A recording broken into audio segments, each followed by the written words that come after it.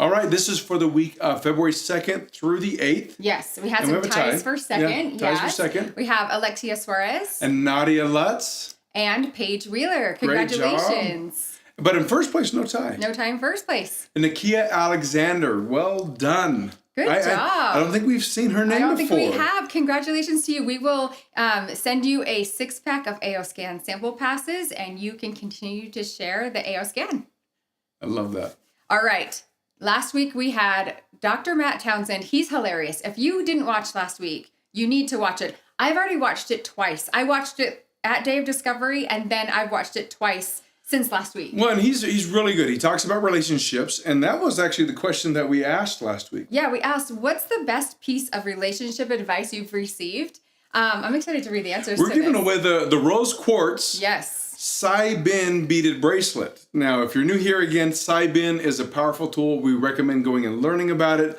But the bracelet alone looks fantastic, yes, right? And it has a lot of benefits for you All to right. wear. So you look good, and you're stronger and more flexible. Yep. And what's the other one? Well, you get all the negative ion benefits, Negative ions, which yeah. really Yep. attach and neutralize the positively charged things, which do bad things, even though it says positive. We're just It's so confusing weird. people. All right. Mindy gets. Again. Mindy! Jeez. Mindy, well done. Sweet. Grateful to have won the big brain combo. Last week, Mindy won. She wins again this week. Oh my gosh. That's okay.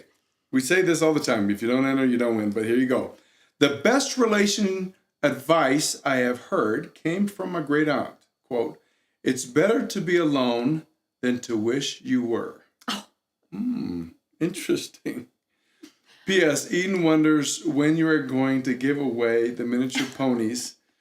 so Eden is her daughter. So she can enter. That's pretty good. I love that. We'll think about that one, Eden. It's a good suggestion. Yeah, For sure. miniature ponies. Yep. All right. Next winner, Troy Shelton. The best relationship advice I have given is to never settle for someone who doesn't see and appreciate your value and your character. 100%. Yeah, that's true. All right, last winner of the Rose Quartz beaded bracelet. Here it is. It is AO Scan Brazil. I wonder if this is Alexis Suarez. Sure. Let us know who you are. Let us know who you are. The best relationship advice I ever received was choose peace over intensity. I used to think love had to feel electric to be real. Now I know that calm, steady presence is what actually lasts. Great advice. Great advice across the board. Yes. Fun ones, Okay, too. everyone. Enjoy Dr. Matt Townsend. Oh no, it's Valentine's Day. I forgot flowers. Wait a minute, I have flowers. I can imprint flowers.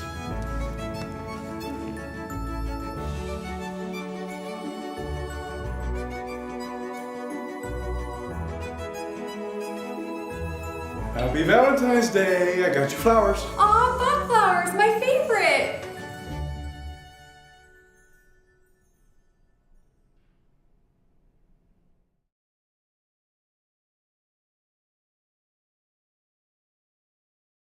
This is where we have to start. So do you have the character to go there? Let's give you some more tools. The second principle we want to work on is communication. Look at this one. Really, people with strong character can communicate really well, and we can create what's called shared understanding. Every one of us wants to have shared understanding. I want you to get me, and I want to get you, right? I don't know if you know this right now. In fact, well, let's do this quote by Paul Watzlawick. It's one of my favorite quotes. One cannot not communicate. Human beings, it is impossible for them to not communicate. And by the way, your technology even says that. Your technology is picking up everything that others aren't reading. So they are wired to communicate. And the only key is as a human, are you open enough to pick up that information? Right now, did you know that 60% of millennials have a hard time safely attaching to other people? They just don't trust others enough to attach. And because they don't attach, they don't believe in certain institutions. In marriage, they don't believe in education institutions. They don't believe in government. They don't believe. They don't trust it. And that is something all of us kind of have to figure out how to work on, is create a deeper level of understanding about ourselves and them. This is such a cool study. This is a study that they did out of the Proceedings of National Academy of Sciences is where it was published. All they did was they gave them a picture of a blank profile, kind of like the one you see on the far right, that darker one, that neutral one. And what they did is they then gave everybody, they kind of walked through an experience and said, I want you to feel like a feeling like anger. And they walked them through a scenario where anger was felt. And then they had the person identify in their body where they felt it. Isn't this fascinating? And then they had them color it in with the intensity of where they felt it and what they did. Look at all of the emotions. Look at where anger is. Anger's all in the arms, in the head, in the heart. By the way, very little in the feet. Anger is not running away. Anger's staying and swinging, right? Look at fear. Fear, by the way, fear, nothing in the legs and arms. It's all in the heart. Look at disgust. It's all in the throat. Look at sadness. Look how cold sadness went. Look at surprise. That's the lungs and the eyes getting big. Look down below it, anxiety. Anxiety has a lot of tension in the heart. They believe 80% of our anxiety comes from our breathing. I bet I could take any one of you, and if I threw you on the ground and sat on you, I could make you anxious. And if I sat on you for an hour, darn it, I bet I can get you to panic. Isn't that great? Just because you can't breathe, little sissy. By the way, look at love. Love is such an awkward one because those loins are on fuego. Isn't that weird? And yes, I just spoke Spanish. Depression, look at depression. Depression is, by the way, love's kind of a full body emotion, and happiness is a fuller body emotion. But depression is kind of a full body cold emotion. Look, they just pretty much depress so as not to be seen. Look at contempt. Look at pride. Look how puffed up in pride. Look at Spider-Man. If you had to wear that outfit, you'd feel shame too, all day long. He's like, I could have had any other outfit and you gave me this one. And then look at envy. Human beings are wired. You already know chemically it's all in there. And so if humans are supposed to be communicating it, are you good at reading it? Now the machines help, but you're wired as a human to read it too. So start growing that strength. Grow the ability to understand another human being. In the end, it's all any of us really want is to be understood, right? And then once you understand me, you know what I'd really love? That you love me. If you understand me and you love me, that's power. If you understand me but you don't love me, that's scary, right? If you love me but you don't understand me, that's fake. But I really just want you to love me and understand me. And I think when humans feel that, they're going to want to be a part of your organization, right? So if we keep looking at this, another tool that I want you to think about is you don't have a choice but to influence, right? There's a really good book called Love 2.0 by a researcher named Barbara Fredrickson, and she's been studying what is basically called emotional resonance, how you get people to resonate with you in your message. And one of the things she found is it's all about micro moments of positivity. A micro moment of positivity is a repeated brief moment of positive feelings. It provides a buffer against stress, depression, and it improves both physical and mental health. A micro moment is simply this. You do not need to make your life happy in one fell swoop. You make your life happy at about 7 seconds at a time. Every time you just have a positive moment with another human and create a little positive resonance, guess what? It creates happiness. It takes 7 seconds. And when you feel a happy moment on the elevator today, joking with someone else, that positive resonance creates a happy moment for them and a happy moment for the next person and a happy moment for the next person. So actually creating happiness in your life is done 7 seconds at a time. It's not even done hours at a time. It's not done meetings at a time. It's not done by accomplishments. It's done by positive connection. You have 7 seconds to improve each one of those relationships on your team. You have 7 seconds to improve your marriage. And by the way, you're gonna have all these moments anyway. You don't even need a good 10-minute talk. You need 7 seconds with your teenager. Like when you're getting them out and their probation officer comes up, let's just make it a good moment. So sad, but so true. So think right now, where do you need to give more time and attention to the 7 seconds? And where are you feeling the good moments anyway in your life? Because if you can create these, this is the understanding you need. You just need to basically be paying attention to the people in your life for about 7 seconds at a time. Then you can go about your thing, get your hair done, then come back, then engage. Then go do the next thing, have your breakfast, and while you're having their breakfast, when they walk in, turn and keep turning. We call it bidding and turning. The healthiest, happiest relationships, the 93% of the most strained relationships don't bid and turn to each other. The ones that lead to divorce, the research shows, are people that when their partner says, hey, how was your day? They don't turn to them. We have to bid, hey, how are things going with you? And then pay close attention. Why do we need to pay close attention? So I can understand and read the person I'm with. Technology is messing with us. It's messing with us. And it's robbing something that none of us are even paying attention to. It's robbing us of our attention. You know, that it used to be they just wanted your money. They don't want your money anymore. They just want your attention, because your attention is the commodity. So give attention. And I think as a leader, if you're giving attention, guess what? They're gonna eat it up, because that's why they left their job. That's why they don't like their last place of work, because they never got noticed. They never were seen. They never were heard. They never were understood. Make sense? Where do you need to bring the micro moments to your business? Okay, one other rule about understanding somebody.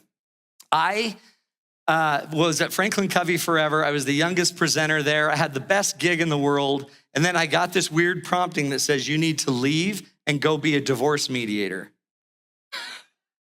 And part of that's because my parents divorced when I was 8. So I had all of these skills, and I was doing it for corporate America, and I was in the biggest offices and the biggest companies ever, but I just felt like I needed to help couples. So that's when I started my company, okay? And what I learned is this thing called smoke and fire. I sat with a divorcing couple, and he comes in, and they're like, literally about 80% of my clients in the beginning were all on the verge of divorce. And this guy walks in, and I'm like, okay, what's going on? He's like, I go, why are you guys so tense? No, we're not tense, we're done. We're done. We're done. I'm like, what's it about? And he's like, she bought a $400 purse. Now, by the way, a $400 purse today, that's not very much. It's ridiculous. But he's like, it's stupid. Nobody needs a $400 purse. Then guess what her reply was? It's not a purse, it's a bag. We call that a difference without a distinction. And he says, I don't care what you call it, nobody needs a $400 bag. And she says, oh, really? How much was your golf bag? And by the way, right then, he went deaf. And he said, what? She said, you just said no one needs a $400 bag, but how much was your bag? And he's like, me know what you talk about. It was so weird. It's like, what happened to him? Is he having a stroke? And she says, you said bags, nobody needs the $400 bag, but you just bought a bag. How much was your bag? And he's like, my bag? She's like, your bag. How much was your bag? And he's like, the bag or all of it? And she's like, well, the bag and the bag you put your bag in and the wheels with your bag. How much was that? You just bought it. And she said, and he goes like, I don't know, $370. And I swear, you guys, this was so scary. Her head spun all the way around. And fire shot out her nostrils. And she talked like this. It was so scary. And she said, 370 is 400, you dork. Nuh-uh, it's 370. Nuh-uh, it's 400. Now they're fighting about rounding. Okay? When you're fighting about rounding, there's a technical term for that. It's called jacked up. You are jacked up if you're fighting about $30 of rounding. And I call that the smoke. Whenever you get in the smoke, you're not in the real issue. Smoke is not the real issue, okay? Wherever there's smoke, there's gotta be what? Fire. So it's not about the bag. It's not about the purse. It's not about the 370. And then she got sad. And she said, you always did love golfing more than me. And now we're fighting about golfing. And then somebody invoked somebody's mother's name. And then let's just say it went sideways.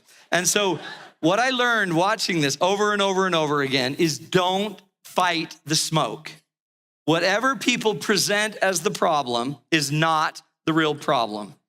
It's not about your device. It's not about the pay structure. It's not about what it's costing. It's not about any of that. It's about something deeper. And if you don't get down to the fire, you're gonna chase all day in the smoke.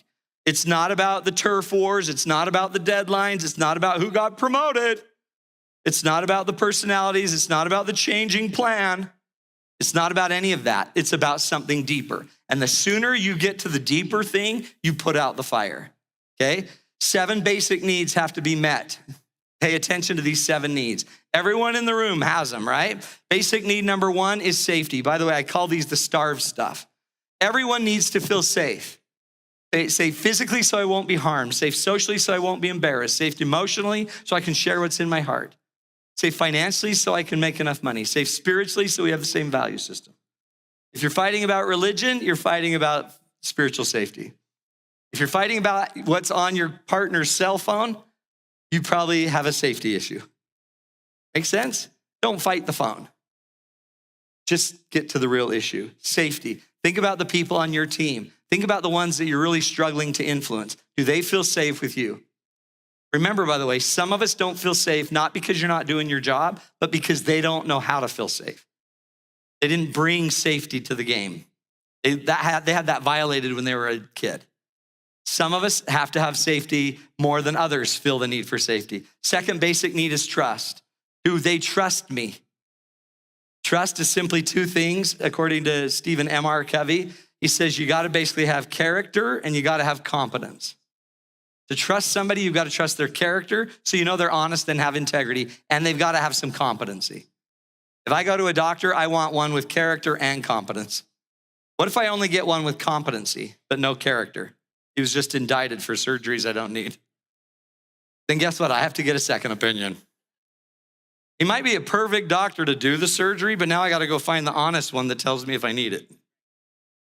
So if you're as a QLA, do you bring character and competency? And do the people around you bring it? A stands for appreciation. Everyone wants to be appreciated differently. My wife is what I call a seer. She feels appreciated when I vacuum, okay? In a little maid outfit, okay? Whatever. It's not what you're thinking. It's not a French maid outfit, okay? It's kind of more like a Courtyard Marriott janitor outfit, but it is super tight. And so, some reason that makes her feel very appreciated. So I just vacuum all day in my outfit. Some of us are appreciated, we feel appreciated through our eyes. Some feel it through our ears. We want to hear we're appreciated. We want praise. Some want touch, okay? Don't do that in the corporate world. Some want to sense their love. They want your time and attention. They just want your energy. They want your focus. Everyone in this room wants to be appreciated differently. Think of the people you might be struggling with on your team. How do they want to be appreciated? You know what? The number 1 way to find out is to listen. And when you hear them say, yeah, I don't know what it is. We never give awards here. We need more awards. In your head, you're like, oh my word. What an idiot. We give out plenty of awards. But they're telling you what they need. And then instead of getting mad about it, I'll show you, jump in and get real. R stands for respect. R-E-S-P-E-C-T. Everybody wants to be respected. They want to be seen with some awe, with some reverence. V stands for validation. Everybody needs to be valid. It can't be that every time I say something, it's stupid. It can't be that way. Even if I am, it can't be always stupid, because even a blind squirrel finds a nut once in a while. So at some point, I've got to be valid. So take people's complaints and validate them. You don't have to agree. You can just go try to figure out where I'm coming from and go there.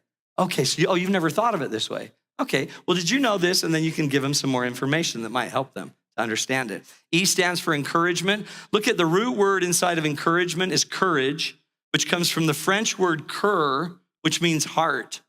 To encourage somebody means you're in their heart. You know what their dreams are. You know what their goals are. You know what they need the technology for. And you know how it's tied to their people of their life, their purpose in their life. Encourage that. If you don't know what motivates the people that you're bringing on, then you're not going to have much influence, right? We need to know their deeper yes, right? Remember, if they have a deeper yes burning inside, it's way easier to push everything off in life. But we need to know what that is. Last but not least is dedication. If you want a long-term relationship to work, we've got to feel like you're dedicated. Are you dedicated to me? When those needs are met, life is great. When they're not met, you're starved. Basic rule, starve people. And what I just taught on television for 8 minutes yesterday is how to recover from the events of what we've been going through lately, right? And the biggest problem most of us don't know how to do is get through the process of that emotion. And so we don't ever heal the emotion. So whatever we don't transform with our emotion, Richard Rohr teaches, you will transmit. Whatever of those needs are not being met with your people, they will transmit them to you. They will not make you feel safe. They will not make you feel respected. That's why hurt people, starve people. And the only way through it is to create some real healing and to be a peacemaker and to start standing in the space. And when you stand in the space and you understand there's a need, now you can cooperate in creating mutual benefit on the need. Now I can help you with that. And there's this great tool I use, but we're not gonna have time to go in depth on it. But if you just go Google Matt Townsend and TEDx, it's a TED Talk. It's a 15-minute TED Talk about how to get real and get down to this fire with people. And it's made up of these 4 steps. First, you recognize their emotion. Hey, Stacy, I can see you're really frustrated with our process. Tell me what's going on. I want you to recognize the person's emotion. Don't react to it. Don't justify it. Don't ignore it. Don't fight it. Recognize it. And when you recognize someone struggling, it's me saying, I see you. Then when you recognize it, get them to share it. Explore their story. Notice, by the way, recognize their emotion and then explore their story. Well, when's it my turn? Shut your caker. Because if the vital signs are high and you recognize that and then you let them explore it, guess what it will do? It will lower the vital signs. It'll lower their emotion. And you know what it'll do? It'll increase your understanding. This is how you change the vitals. You recognize them. I can see you're upset. What's going on? They'll just go. And when they go, what you can do is hear it. Don't fight it. Don't disagree with it. Paraphrase back what you're hearing them say. So you're frustrated with the system because this, and this. Yeah. And okay. And you feel like because of that, you're not getting closer to your goals being met, right? Right. And if they keep going, they're venting. And it might be the first time in their life they're being heard. Notice, I haven't said agree yet. I don't need to agree with what they're saying. I just need to understand it. You can't help someone you don't understand. And there's another secret. Just because I understand you doesn't mean I need to help you. But I won't know till I understand, right? Recognize their emotion, explore their story, attend to where they're starved, pay incredible attention to their starved issue. The longer they talk, you're gonna hear, is this safety? Is this trust, appreciation, respect, validation, encouragement, dedication? Then you can say, it sounds like what you're feeling is really discouraged in our program. And the discouragement is making you lose your energy to do that. Is that what you're feeling? Guess what they'll say? Yeah, I am discouraged. I had all these dreams that this would just change lives and it's just not happening like it should. Don't. It's happening however you want it to happen, Stacy. Don't go there. Shh. You know that if you feel that emotion and you want to take off, this is what I taught on news yesterday. That emotion, if you don't fuse to it with a bunch of thoughts that you add to it, if you just feel the emotion, that emotion, do you know how long, if you just let it go, do you know how long it will take before it goes? 90 seconds. If a rat ran through this room right now, it would bring a ton of emotion. It's just bringing its little rat emotion, and it's gonna spread it all the way down the line. And you'll see, boop, boop, boop, boop, boop, ah, ah, ah, ah, ah, bunch of monkeys. Everyone will freak out and panic. And then if we got the rat out and it left, and we didn't get into, oh, great, now we're gonna have hantavirus. My Uncle Larry died of hantavirus, and then we start creating some story around it. If you would just let it go, sit in it, breathe it, take a big deep breath, 90 seconds, that emotion goes away. You know what the difference between an emotion and a feeling is? An emotion is that emotion that the rat brought and the energy that if we don't fuse to it, goes away. A feeling is the minute, a feeling by definition is a cognitively charged emotion. It's when you take that emotion and add a bunch of story to it.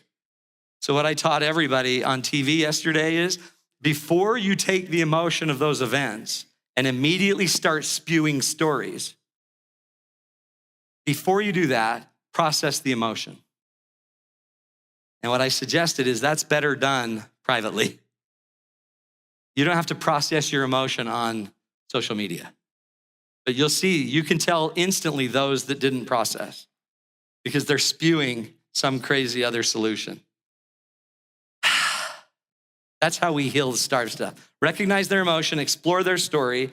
That means I see you. When you explore their story, that means I hear you because you're talking. It gets the emotion out. Attend to their starve stuff means I'm feeling it with you. I'm with you on it. And then you can lift the conversation. Now you have the power to actually add your side. That's the model, right? That's how we do it. That's something you could teach your team. It's something you could teach your spouse. Honey, I wanted you to watch this. You notice I've been playing videos while you've been asleep? This is what it's all about.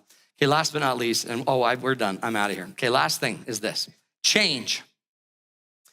If you're not willing to change your character for better, your communication for better, your cooperation for better, then we're not gonna get anywhere. So here's the question. What's the one thing that you know you need to change? And that's a rhetorical one, so just put that in your head. What's the one thing that you know if you just did this one thing better would make a dramatic change in your life and the people around you? Okay, my favorite quote, there's two of them. Gandhi, anybody heard of Gandhi? Good, I talked about him earlier. Gandhi says, you must become the change you seek in the world. If you want more safety on your team, you become the change. You want more trust, be more trustworthy. You want more appreciation, appreciate more. You want more respect, be respectful. You want more validation, validate. You want more encouragement, be encouraging. You want more dedication, then get in. Okay, and the final quote is by a guy named Victor Hugo. Anybody heard of Victor? He wrote a book called The Miserables. It's a great play. Les Miserables. Here's the quote. He says, we must be like a bird who halting in its flight on a limb that's too slight. And when the limb breaks beneath the bird sings, knowing that she hath wings. One more time. We must have the confidence of a bird that's about to land on a limb that can't hold it. And when the bough breaks beneath the bird, what does the bird do? It sings. Why does it sing? Because it knows how to fly. Birds don't get their confidence from where they're perched, and neither should you. You shouldn't get your confidence just from the company you're with. You shouldn't get your confidence from your rugged good looks and your tight ab. Singular. I got ab. Who doesn't have ab? It's the abs that kill me. It's the ab. You don't get your confidence. If I took a parrot or a parakeet and a pilot and I hung them out over the Grand Canyon, one would sing and one would freak out. Okay? Your confidence in relationships should come from principles, character, mutual trust, communication, mutual understanding, cooperation, mutual benefit. We're both benefiting here. And change, mutual growth. And you have the confidence there, you can do anything. You can be anything. And what you get most of all is you get peace. And when you finally have peace, you can actually now promote peace. You're not promoting peace by just getting some outcome. You're promoting peace by presenting peace and being a peacemaker, right? Okay, it's been an honor to be with you. If you want, go check out matttownsend.com. Thank you. God bless. Love you. Thank you. Thanks, everybody. You know, I've heard people comment that they use blue and they've not noticed any difference at all. And other than maybe their teeth and their tongue go blue. And I've had similar experiences where I'll take the blue and I don't really notice any major difference right away. But I had this doctor sit me down and gave me, put my finger in this machine, this little microscope, and I could see the little tiny capillaries right where my fingernail hit the cuticle. And they look like little tiny worms and not very vibrant. And then he had me take some blue. And I took the blue, and about 30 minutes later, he says, let's take a look at those capillaries again. Put the fingers, same fingers, right back in the same machine. Microscope zooms in, and those little worms looked like snakes, and they were very, very active, and they looked like they'd been feeding for days. They were thick, moving, and I thought, holy cow, if it can do that to this, what's it doing to the rest of my body?